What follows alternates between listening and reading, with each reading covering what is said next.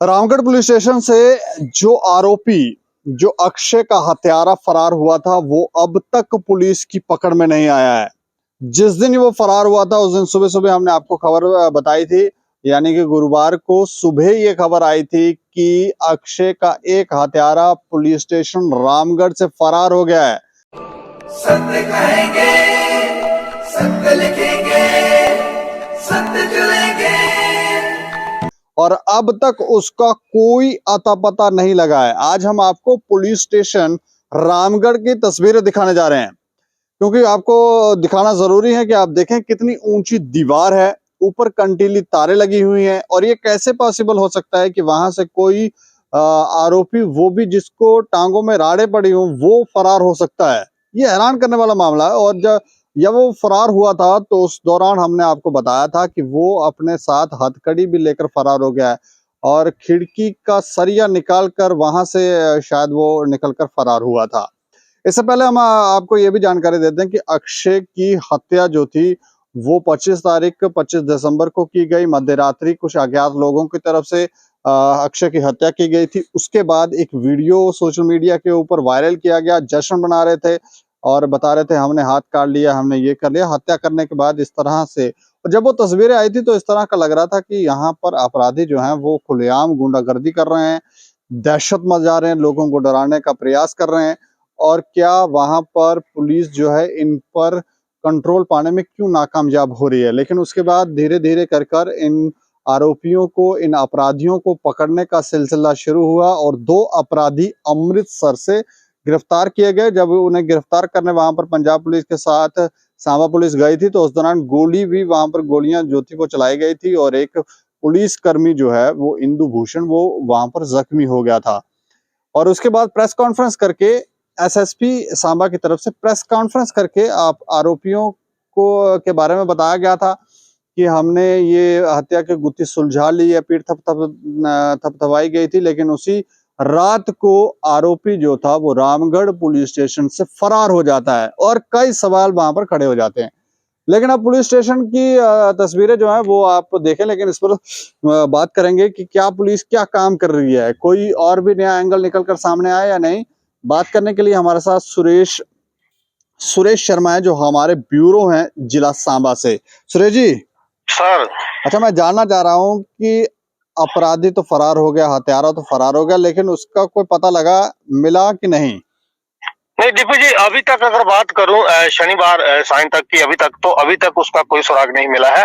और जो पुलिस है, जो सांबा की पुलिस है, एसएसपी सांबा ने कई टीमें गठित की हैं और ताबड़तोड़ छापेमारी जो है वो जारी है। बीती रात को भी कई जगहों पर, कई ठिकानों पर जहां पर पुलिस को आशंका थी, वहां पर भी छापेमारी की गई थी, लेकिन अभी तक उसका कोई सुराग नहीं मिला है। और मैं आपको ये भी बता देता हूं कि ये जो अक्षय का 25 दिसंबर को गांव गढ़वाल में हत्या की गई थी, एक बहुत चर्चित हत्याकांड हम कह सकते हैं, क्योंकि जिस तरीके से हत्या करने के बाद थोड़ी देर बाद ही आरोपियों ने जो था इंस्टाग्राम पर लाइव किया था, जश्न मना रहे थे। और अब जिस तरीके से पुलिस ने यह दावा किया कि उन्होंने 4 आरोपियों को पकड़ लिया है, हालांकि ये भी दावा किया गया कि अन्य आरोपी जो हैं वो भी जल्दी पकड़े जाएंगे, लेकिन ये नहीं बताया गया कि हत्या के मामले में कितने लोग शामिल थे और कौन कौन लोग हैं जिन्हें अभी पकड़ा जाना बाकी है।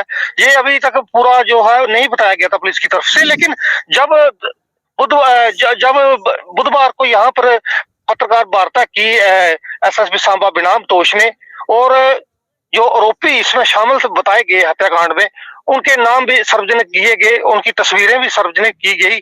और उसी रात को हम कह सकते हैं कि बुधवार और वीरवार की मध्य रात्रि को जो साहिल शर्मा और गिलका था, वो हथकड़ी समेत जो है वो पुलिस स्टेशन से फरार हो जाता है जी।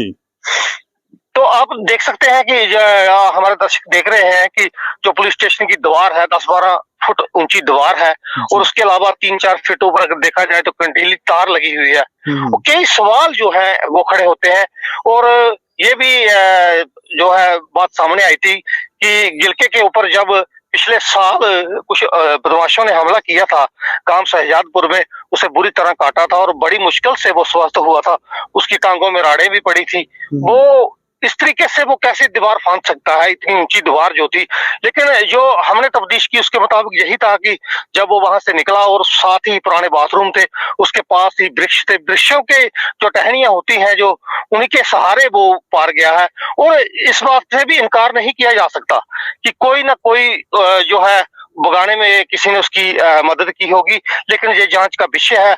अगर बात करूं तो अभी तक एसएसपी सांबा बिराम तोष जो प्रोफेशनल पुलिसइज्म के लिए जाने जाते हैं, अभी तक कोई कार्रवाई जो है किसी अधिकारी के खिलाफ या कर्मी के खिलाफ नहीं हुई। हाँ, ये भी हो सकता है कि उस कार्रवाई को सार्वजनिक नहीं किया गया हो, कहीं अंदर खाते ही कार्रवाई ना की गई हो। लेकिन जो हमें सूत्र बताते हैं उसके मुताबिक ये है कि एसएसपी ने 2-2 कहा है सभी अधिकारियों और कर्मियों को कि पहले थाने से भागे गए आरोपी को जो है वो गिरफ्तार किया जाए।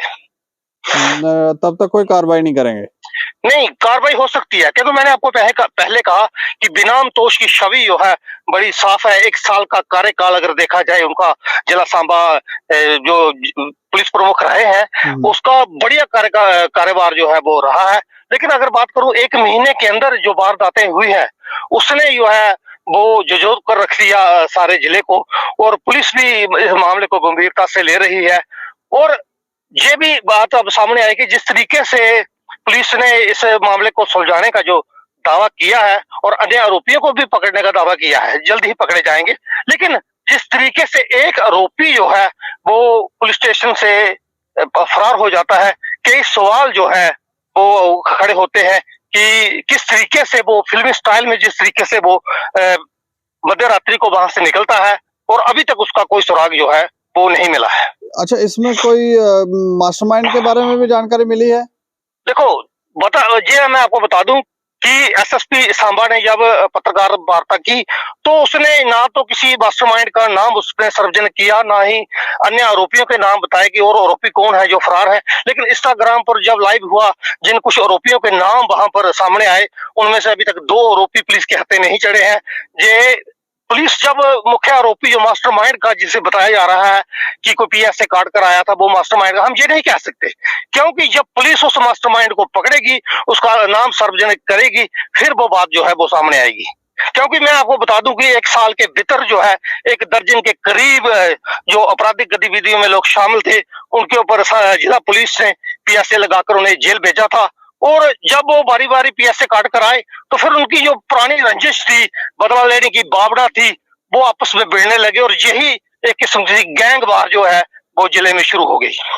तो मतलब आप ये कहते हैं कि वहां पर पेड़ के सहारे वो ऊपर चढ़ के पेड़ के ऊपर से दूसरी तरफ उतरा होगा, नहीं देखो जी, तो मुश्किल है। देखो जिस तरीके से वो इतनी ऊंची दीवार है, उसकी टांगों में राड़े पड़ी थी, वो ऐसे दीवार नहीं फांद सकता। और जिस तरीके से वो दीवार के साथ साथ वृक्ष हैं, तो पुराने बाथरूम थे, वो उसकी ऊंचाई थी, उसी के सहारे वो ऐसी आशंका व्यक्त की जा रही है कि वहां से भागा है। और अगर वो उसने दीवार फांद की है, फांद कर बाहर निकला है, तो जरूर उसका कोई तो कोई साथी सहयोगी बाहर होगा जो पहले से वहां होगा, जो उसको वहां से भगा कर ले गया। लेकिन अभी तक जो है उसका कोई सुराग नहीं मिला। हालांकि उसके परिजनों को भी पुलिस ने पूछताछ के लिए बुलाया था और उनसे भी सहयोग मांगा था कि अगर कहीं आपको मिलता है या संपर्क करता है तो उसे पुलिस के हवाले किया जाए। चलिए शुक्रिया हमें जानकारी देने के लिए। ठीक है दीपू जी। तो ये देखें आप कैसे गया है, पेड़ के ऊपर से उतर के गया या कैसे चला गया, लेकिन वहां से फरार होने में ये साहिल शर्मा जो उर्फ गिलखा जो है वो फरार होने में कामयाब हुआ और अब तक उसका कोई अता पता नहीं। अंदर खाते पुलिस एसएसपी की तरफ से कार्रवाई की गई है कि नहीं की गई, इसकी भी कोई बात जो है वो सार्वजनिक नहीं की जा रही है। लेकिन ये जरूर कहा जा रहा है कि उसे जल्द पकड़कर वापस सलाखों के पीछे लाया जाए, लेकिन अब तक कोई पता नहीं है। इसके अलावा एक और बीच में बात निकल कर आ रही है कि इस हत्या का एक मास्टरमाइंड जो है उसके बारे में भी अब पुलिस को पता चला है। जो सूत्र बताते हैं कि एक मास्टरमाइंड के बारे में भी अब पुलिस को पता चला है कि इसका कोई मास्टरमाइंड है और हो सकता है उसे भी जल्द पुलिस जो है वो गिरफ्तार करके सलाखों के पीछे लाए। अब देखने वाली बात होगी कि कामयाबी मिलती है या नहीं मिलती है। ये जो अपराधी हैं ये ज्यादा शातिर निकलते हैं जब फिर पुलिस कामयाब होती है इन्हें दबोचने में। इस खबर के ऊपर आप प्रतिक्रिया रखें और देखते रहें दैनिक समाचार। मुझे और मेरे सहयोगी राजीव गुप्ता को दें इजाजत। नमस्कार।